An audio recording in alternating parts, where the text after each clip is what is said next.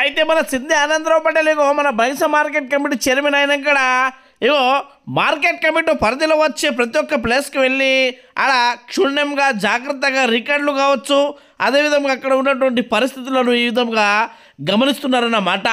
అయితే ఇందులో భాగంగానే మనకు ఏదైతే బైంసపట్నానికి మనకు మార్కెట్ రూపంలో వచ్చే లోడ్లు కావచ్చు, సరుకు కావచ్చు, అదేవిధంగా ఇక్కడ నుండి ట్రాన్స్పోర్ట్ రూపంలో బయట వెళ్తాయో వేరే రాష్ట్రాల నుంచి కావచ్చు, మన బైంస నుంచి కావచ్చు, ఈ విధంగా రాకపోకలు ఏవైతే నడుస్తాయో ఆ తనిఖీ చేసే ప్రాంతాన్ని ఈరోజు గమనించాలన్నమాట.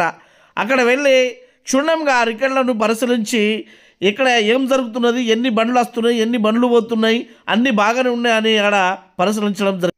అక్కడ రికార్డులు పరిశీలించిన తర్వాత మన ఆనందరావు పటేల్ గారితో పాటు డైరెక్టర్ మన తోట రాము గారు కూడా ఈ కార్యక్రమంలో పాల్గొని అక్కడ అన్ని విషయాలను తెలుసుకోవడం జరిగింది.